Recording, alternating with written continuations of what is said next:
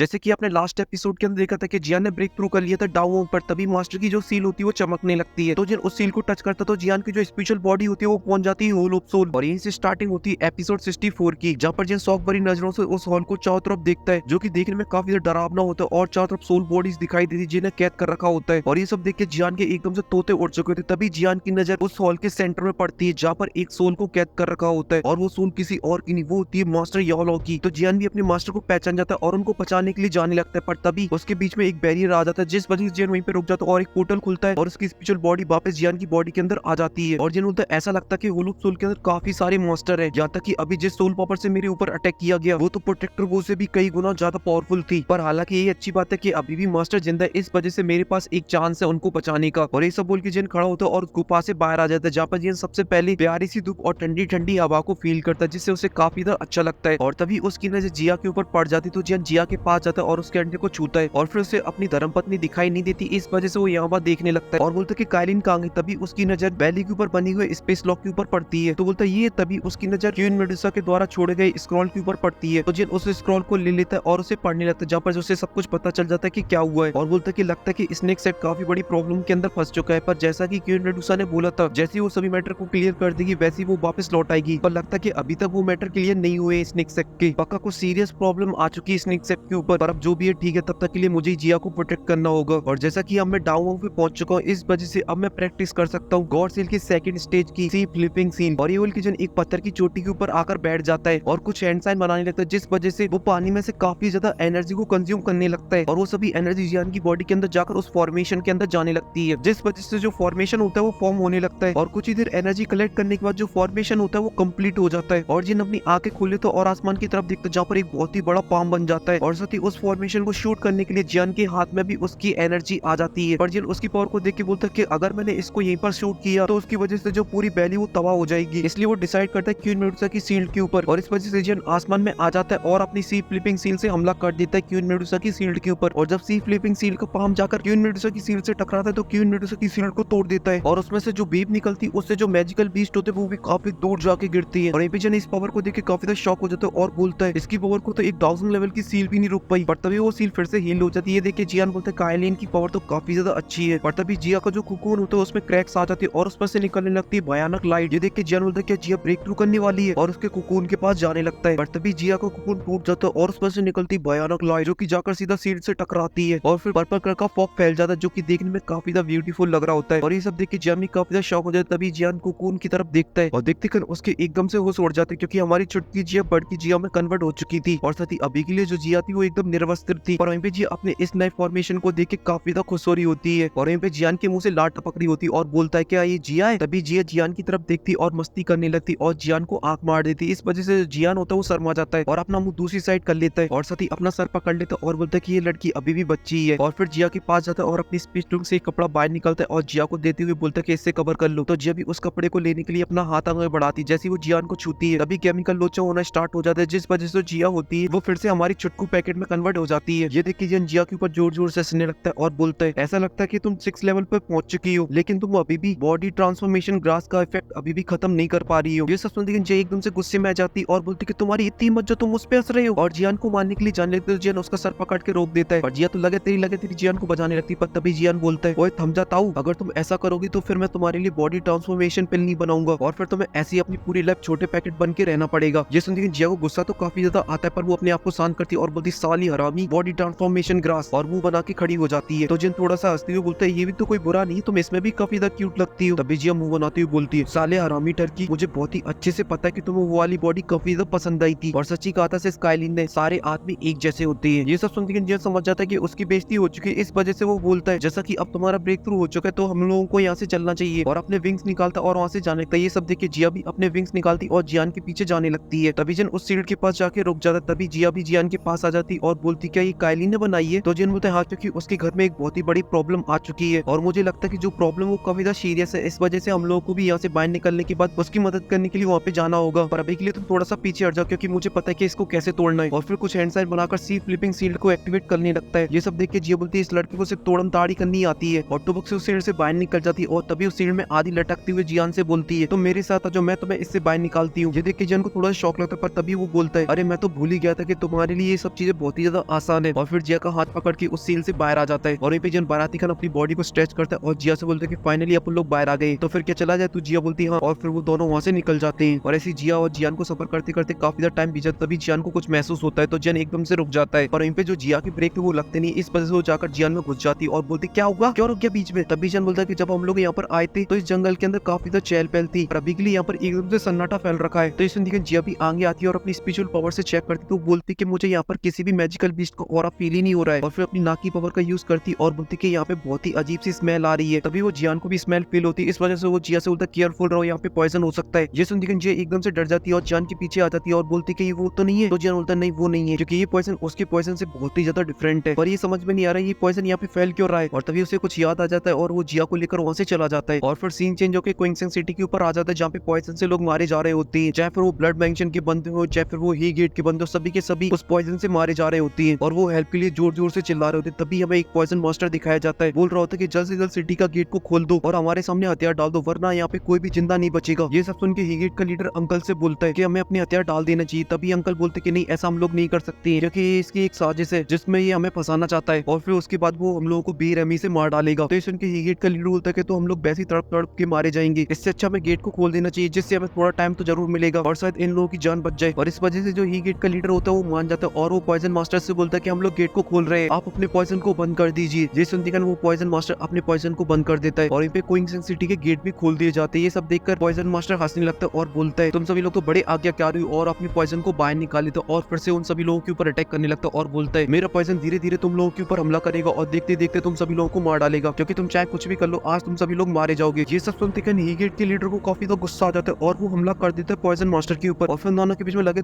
तेरी फाइट बजने लगती है, जहाँ पर पॉइजन मास्टर अपने पॉइजन से भी ही गेट के लीडर के ऊपर हमला करता है पर ही गेट का लीडर फिर भी नहीं रुकता और उससे कंटिन्यू फाइट करने लगता है। और पॉइजन मास्टर काफी ज्यादा पावरफुल होता है, इस वजह से वो ही गेट के लीडर को बहुत ही आसानी से हरा के नीचे फेंक देता है और बोलता है कि अब बहुत खेलिए तुम लोगों के साथ, अब मेरा खेलने का कोई भी मन नहीं है, इस वजह से मरो तुम सभी लोग। और अपने पॉइजन दुईकी से उन लोगों के ऊपर हमला कर देता है जिस वजह से पूरी सिटी के अंदर पॉइजन फैलने लगता है और लोग मरने लगते हैं। पर तभी एक ग्लिस फ्लेम का क्लस्टर आता है, उस पॉइजन में जाके टकराता है और पूरे पॉइजन को साफ कर देता है। ये सब देख के वो सभी लोग काफी शॉक हो जाते हैं। तभी सभी लोगों की नजर पड़ती है सामने खड़ी हुई जियान के ऊपर, जिसे देखकर ही गेट का लीडर बोलता है फाइनली मास्टर जियान आप आ गए। और यहाँ पे जो पॉइजन मास्टर था वो जियान को देखता है और जियान नाम सुनते ही एकदम से शॉक हो जाता है और बोलता है ये तो जीवा एम्पायर का लीडर है और वो वहां से धूम धड़ाक के भागने लगता है। और ये भी जब एकदम से चिल मोड में खड़ा हुआ होता है और अपनी फ्लेम के कुछ क्लस्टर बनाता है और उस बंदे के ऊपर कर देता है। और ये जब ग्लेस फ्लेम के क्लस्टर जाके उस पॉइजन मास्टर के पड़ते तो जो पॉइजन मास्टर होता है जल के राख हो जाता है। और ये जन अंकल के पास आ जाता है और अपनी बोतल से एक जेट की बोतल को बाहर निकालता है और गेट के लीडर को देते हुए बोलता है इसकी पिलो को पानी के अंदर मिलाकर सभी लोगों को दे दो जो भी पॉइजन से इफेक्टेड है। तो सुन के हीगेट का लीडर जियान को थैंक यू बोलता है और वहां से चला जाता है। तभी जियान अंकल से बोलता है ये सब यहाँ पे क्या चल रहा है, ये पॉइजन मास्टर यहाँ क्या कर रहा है। ये सब सुनते अंकल और लिंगर काफी ज्यादा शॉक हो जाती है और जियान को देखने लगती है। तो ये सब देख के जियान समझ जाता है और बोलता है कि मैं कुछ टाइम से अपने ब्रेक थ्रू के लिए कल्टीवेशन कर रहा था। तो इनके अंकल बोलते हैं कि कुछ टाइम पहले जीमा एम्पायर और पॉइजन सेट के बीच में लड़ाई हुई थी और उसी टाइम कुछ पॉइजन मास्टर जीमा एम्पायर के अंदर घुस आए थे और वो पूरे जीमा एम्पायर के अंदर आतंक रखने में लगी हुई है। और लड़ाई सुनती जियान काफी ज्यादा शॉक हो जाए। तभी लिंगर बोलती कि हाँ हमारा एम्पायर 3 एम्पायर से फाइट कर रहा है जिसमें एक गोल्डन जी सेक्ट, मूव वैली और पॉइजन सेक्ट है। और यहाँ तक कि कुछ टाइम पहले रिपोर्ट आई थी कि ये तीनों सेक्ट काफी ज्यादा पास आ चुके जीमा एम्पायर के बॉर्डर के। ये सब सुनती जियान काफी ज्यादा टेंशन में आ जाता है और बोलता है कि मेरी वजह से ये सब हो रहा है क्योंकि मैं काफी टाइम से यहाँ से दूर था, इसलिए मुझे अभी के लिए जल्द से जल्द जाकर सभी चीजों को सॉल्व करना होगा। और फिर अपने विंग्स को बाहर निकालता है और वहाँ से निकल जाता है। और यहाँ पे सीन चेंज होकर यूमी के ऊपर आ जाता है जहाँ पे कुछ लोग उसके ऊपर हमला कर रहे होती है और बोल रहे होते हैं कि ऑलरेडी हमने लिंगयान सिटी को कब्जा लिया और हमारे तीनों सेट बहुत ही जल्दी जीमा एम्पायर के अंदर एंट्री भी मारने वाली है, इसलिए भागने का कोई भी फायदा नहीं, जहाँ पर भी जाओगी हम लोगों को ही पाओगी। और वो उसके ऊपर हमला कर दे तो यूमी उसके अटैक से बच जाती है और बोलती है आरामियों एक बार मुझे पूरी तरीके से सही हो जाने दो, उसके बाद तुम लोगों को मैं ऐसी मौत दूंगी तुमने कभी सोचा भी नहीं होगा। तभी जो पीछा कर रहे होते हैं उनमें से एक बंदा बोलता है कि इसे जल्द से जल्द खत्म करो, हमें और भी आगे जाना जीमा एम्पायर के अंदर। ये सुनते वो दोनों अटैक कर देते यूमी के ऊपर। तो यूमी उन दोनों के अटैक को रोकने के लिए एक फॉर्मेशन बनाती है और यूमी ऐसा करने में बिल्कुल नाकाम हो जाती है और वो जाकर दूर गिरती है और उसकी हालत अभी के लिए काफी ज्यादा खराब हो जाती है और वो बोलती है मैं अपनी रानी की उम्मीदों पे खरी नहीं उतर पाई, इसलिए मुझे मेरी रानी माफ कर देना। और तभी बंदा यूमी के काफी ज्यादा पास आ जाते और स्लैश अटैक कर देते यूमी के ऊपर। पर तभी यूमी के सामने कोई आ जाता है और वो अटैक जाकर उसमें लगता है और वो अटैक पूरी तरीके से तबाह हो जाता है और यूमी के सामने आने वाला कोई और नहीं, वो था जियान। तभी जियान यूमी से पूछता है क्या तुम ठीक हो। तो यूमी भी लड़खड़ाती हुई खड़ी होती है और अपना खून पूछती बोलती क्या तुम जीमा एम्पायर से हो। पर तभी जियान एक पिल को बाहर निकाल लेता है और यूमी को दे देता है। पर यूमी उसे खाने से पहले काफी ज्यादा सोचती। तभी जियान बोलता है तुम्हें डरने की कोई भी जरूरत नहीं है, कोई पॉइजन नहीं है, इस वजह से तुम इसे खा के चेक कर सकती हो। तो ये सब सुनने के बाद फाइनली यूमी उसे खा लेती। जैसे वो खाती उसकी जो सारी इंजरीज होती है वो एकदम सही हो जाती है और ये देखिए वो काफी ज्यादा शॉक हो जाती है और खुशी के साथ बोलती है पिल तो काफी ज्यादा पावरफुल है। और साथ ही जियान को ग्रीट करती है और बोलती कि मैं स्नेक सेट से यूमी आपकी इस मदद के लिए बहुत बहुत धन्यवाद। तभी वो दोनों बंदे बोलते कि तुम्हारी इतनी ज्यादा हिम्मत जो हमारे सेक्ट के मेट्रो के बीच में घुस रहे हो। तो ये सुन के जियान बोलता है कि मेट्रो की बात तो छोड़ो, मैं तो तुम्हारे सेक्ट के अंदर घुसने की सोच रहा हूँ। ये सुन के दोनों बंदे काफी तो गुस्से में आ जाते हैं और एक फॉर्मेशन बना के जियान के ऊपर अटैक कर देती है। पर तभी जियान अपना मामूली सा अटैक रिंग फ्लेम को एक्टिवेट कर देता है, जिस वजह से वो सभी के सभी पीछे खिसके हुए चले जाते हैं और जियान के विंग्स भी बाहर आ जाते हैं, जिसे देखकर वो एक मिनट शॉक हो जाते हैं और बोलते डाउन वांग, और पहली फुर्सत में वहां से निकलने लगते। तो ये देखकर यूमी बोलती कि इनको भागने मत देना। तो जियान वहां से जाता है और तुरंत ही वापस ले आता है वही मरा हुआ। और ये सब देख यूमी काफी ज्यादा शॉक हो जाती है। तभी जियान से उसका नाम पूछती है। तो जियान बता रहे यूमी आप मुझे भूल गई, एक जियान लड़का था जिसे आपने हजारों किलोमीटर तक भगाया था। और ये सुनकर यूमी पुराने फ्लैशबैक में चली जाती है जब वो जियान का पीछा कर रही होती है। जब वो जियान को ढूंढ लेती है तो जियान को मारने के लिए उसकी गर्दन को दबाने लगती है। ये याद आते का यूमी जियान से काफी ज्यादा डरने लगती। तभी जियान उससे बोलता है यूमी आपको मुझसे डरने की कोई भी जरूरत नहीं, क्योंकि मैं पुरानी बातों को ऑलरेडी भूल चुका हूँ। पर तभी उसे याद आता है जियान का नाम और बोलती जियान, जियान अलायंस का लीडर। ये सुन देखकर जियान बोलता है लीडर वीडर बोलने की जरूरत नहीं, क्योंकि मैंने तो बस सभी पावरों को बस एकजुट किया है। यूमी बोलती पर तुम हो, पर मैंने आज से पहले तुम जैसा नाकारा और इनरिस्पॉन्सिबल मास्टर नहीं देखा, क्योंकि तुम्हारी यार लाइंस के ऊपर इतनी बड़ी मुसीबत आ गई पर तुम्हारा कोई अता ही पता नहीं है। और अगर हमारी रानी क्वीन मेडुसा नहीं होती तो अभी तक यान अलायंस और तुम्हारा जीमा एम्पायर पूरी तरीके से तबाह हो चुका होता। तो सुन के जियान बोलता है कि मैं थोड़े टाइम के लिए ब्रेक थ्रू करने के लिए चला गया था और मैंने कभी नहीं सोचा था कि इतने टाइम के अंदर इतना सब कुछ हो जाएगा जीमा एम्पायर के अंदर। तभी जियान बोलता है कि मैंने सुना कि ब्लैक फॉरेस्ट माउंटेन फोर्ट के सामने वो तीनों सेक्टरों से कब जाने के लिए खड़े हुए हैं, तो अभी के लिए वहाँ की क्या सिचुएशन है। तो सुन के यूमी जियान को बताना स्टार्ट करती है और हमें पुराना फ्लैशबैक में दिखाया जाता है जहाँ पर फोर्ट के सामने हजारों की सेना खड़ी हुई होती है गोल्ड जीएस सेक्ट की। और साथ ही यूमी ये भी बताती है कि जो पॉइजन सेक्ट की लीडर वो क्वीन मेडुसा जितनी पावरफुल है और साथ ही उसका जो पॉइजन है वो भी बहुत ही ज्यादा डिफरेंट है। जहाँ तक कि उससे फाइट करने के लिए यार लाइंस के एल्डर भी आए थे पर उसने उन सभी को बहुत ही आसानी से हरा दिया। और साथ ही जो गोल्ड जीएस सेक्ट का लीडर यान वोटान वो भी एक 2 स्टार डाउजोंग है। और साथ ही मू वैली के अंदर 3 एल्डर जो कि डाउवांग की पीक पर है, पर उनके पास एक स्पेशल तरीके की टेक्निक है जिस वजह से जब वो उसे यूज करते हैं तो उनमें से एक बंदा पहुंच जाता है डाउजोंग पर। और वहीं पे हमारे पास है अकेली क्वीन मेडुसा जिसने कई और पॉइजन सेक्ट के लीडर के साथ फाइट की है, जिस वजह से वो काफी ज्यादा इंजर्ड हो गई है। और साथ ही जो पॉइजन सेक्ट की लीडर वो भी काफी ज्यादा इंजर्ड हो जाती है पर वो वहां से वापस चली जाती है। पर हमारी क्वीन मेडुसा को अपनी इंजरीज को हील करने का टाइम नहीं मिलता है, क्योंकि उनके सामने वो 2 सेक्ट के लीडर खड़े हुए होते हैं जो कि एक डाउजोंग है और उनका सामना सिर्फ हमारी क्वीन मेडुसा कर सकती है। और इसलिए वो अपनी इंजरीज को हील करने के लिए वहां से नहीं जा पा रही है। पर अभी के लिए जो हमारा जीम एम्पायर वो काफी ज्यादा खतरे में है। पर तभी हमारा छटकू पैकेट काफी ज्यादा टेंशन में आ जाता है और बोलता है स्काइलिन जख्मी है क्या, इसलिए जन जल्दी चलो हमें जाकर मदद करनी होगी स्काइलिन की। तो जियान यूमी से बोलते जल्द से जल्द मुझे वहाँ पे ले चलो। तो यूमी भी हमें सारे लाती और वहाँ से निकल जाती है। तो वो दोनों भी उसके पीछे जाने लगते हैं और जाती हुई जियान बोलते हैं काइलिन बस थोड़ी देर और मैं आ रहा हूँ। और इसी के साथ ये एपिसोड यहीं पे खत्म हो जाता है। और अभी तक आप लोगों ने मास्टर यालो को बचाने वाली वीडियो नहीं दिखी है वो लोग सोल से, तो आपको एंड स्क्रीन में दिखाई दे रही होगी, तो आप उस पर क्लिक करके देख सकते हो। पर फिलहाल के लिए इस वीडियो में सिर्फ इतनी। अगर आपको वीडियो पसंद आई तो प्लीज वीडियो को लाइक कर देना, चैनल को सब्सक्राइब कर देना और मैं मिलूंगा आपसे नेक्स्ट वीडियो में। तब तक के लिए बाय।